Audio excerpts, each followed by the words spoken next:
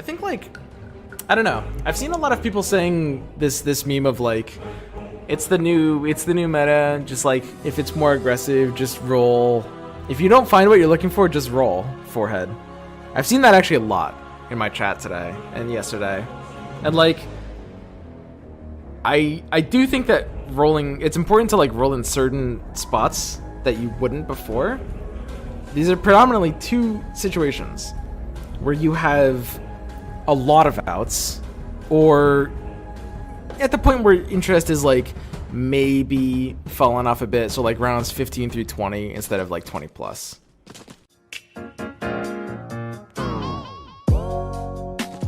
But outside of like those narrow situations, I think it's just a solid meme, basically.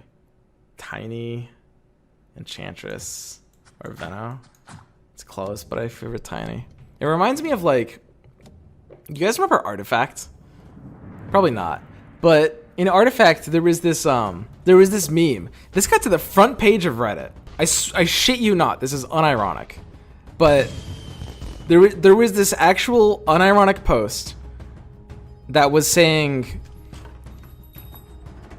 you can't complain about cheating death and also at the same time not be running Pugna. Basically, the idea is something along the lines of, you know, I mean, if cheating death is so good, just run Pugna, right? And it's like the same kind of thing. Like, it doesn't really make sense if you know how to play the game, right? Like, you can't just like counter good strategies with bad strategies, right? Like the game doesn't really work like that. That's kind of, and again, like I said, there are situations where you want to be rolling earlier, but you can't just like, it's not like you can counter bad RNG by rolling from like levels 5 to 9 and just like blowing through your economy. Because you're gonna lose if you do that. You're just gonna lose in a different way.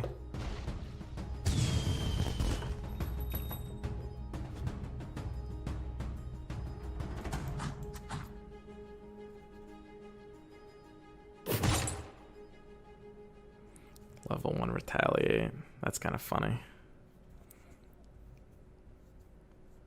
Do I like tranquil boots over these?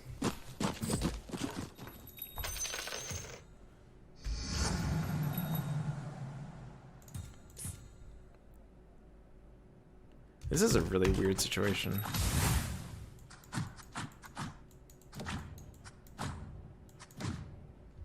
We'll try this.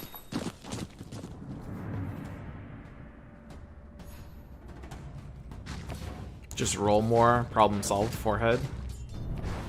I mean, that's why loose streaking kind of works, because it's something that you can actually like kind of play for and control without losing the game by doing it.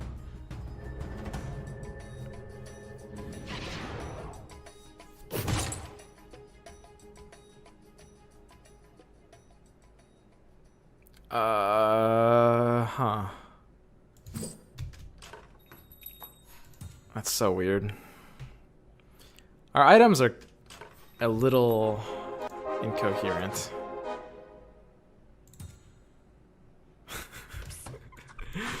I think like in the individual shops in question, we kind of needed to take these at these times though. Maybe not Final Flash. Final Flash might have been a little iffy. Night Silver's finest at your command. These items make sense, guys.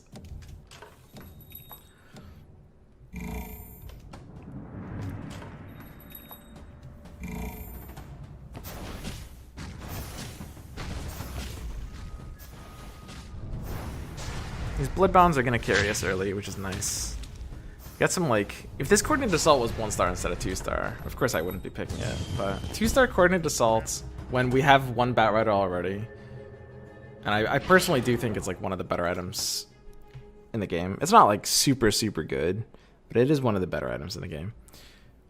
It's good. I do think Batrider is a pretty good early unit. You kind of need to get him to 2 stars. Like, he's kind of like Bloodseeker, where he relies on slow fights to be good. So you kind of need to get him to 2 stars to actually, like, early. Not just at all, but you need to get him to 2 stars early for him to actually be good.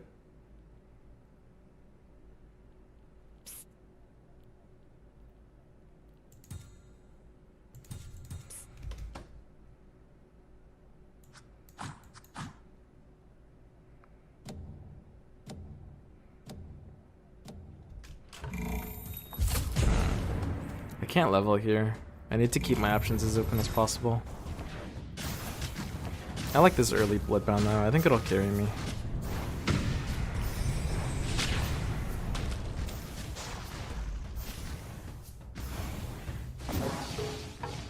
Ow. Dude, Cask just messes me up so much. What a scary spell.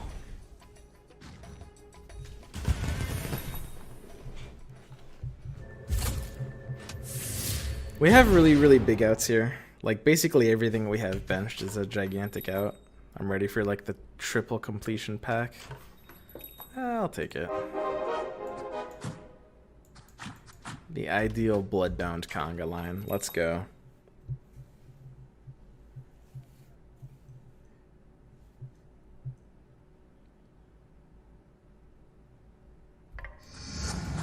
Double Batrider?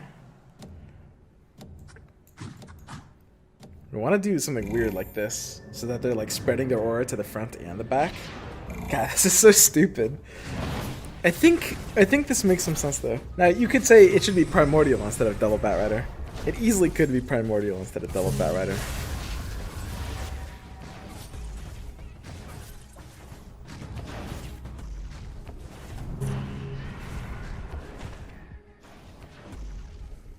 I don't know, man. Batrider's kind of scary.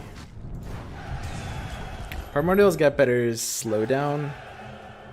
So it's just like, it comes down to whether I want fights to be faster or slower, basically. With Bloodbound, it's close. It's no longer close. Yeah, whatever.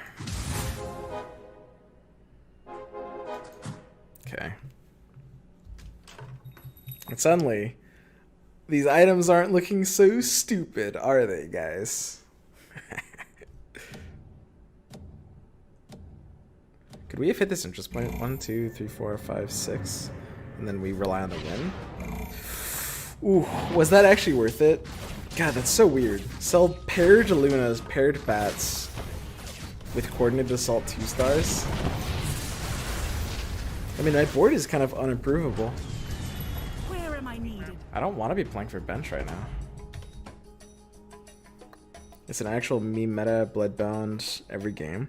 Gara, Bloodbound is unironic. I promise you, Bloodbound was being underrated last patch too. I promise.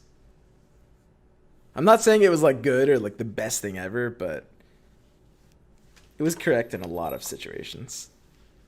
People just didn't give it the respect it deserved. Like, I can't be missing this interest point at 8, right? I just can't be.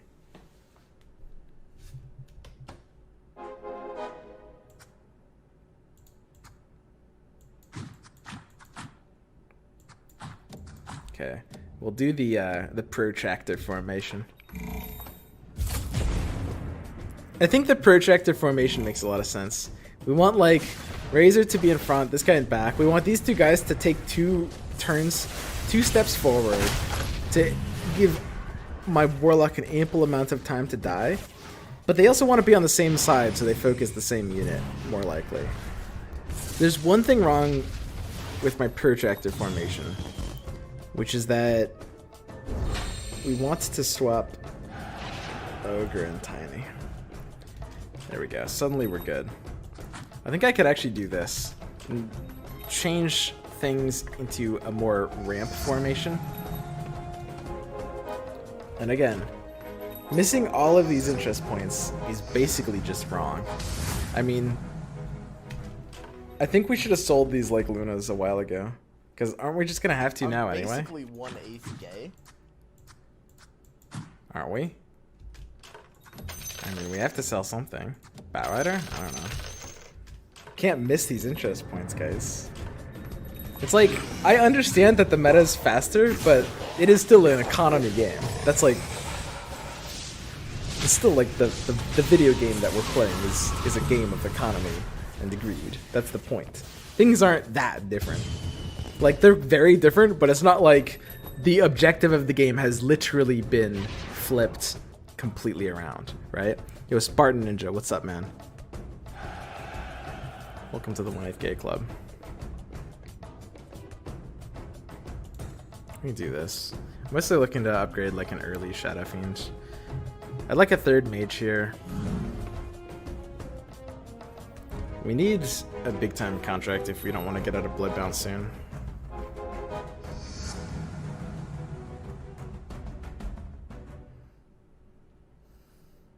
I should have sold these Lunas before.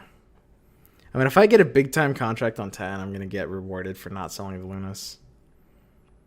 What are the odds of getting specifically a big time contract on 10? Can someone do the math for that?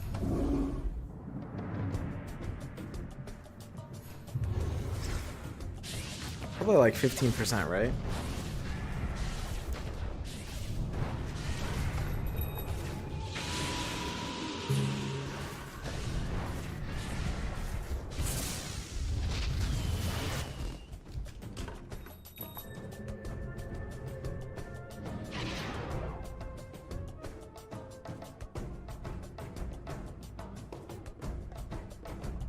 Disruptor. Jesus Christ.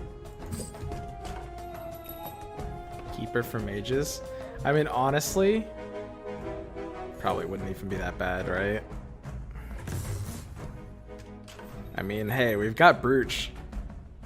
It's actually probably Keeper, huh? Which means suddenly the best thing to do is to take out this guy. Dude, what is going on? This is so weird. I can sell the Lunas now.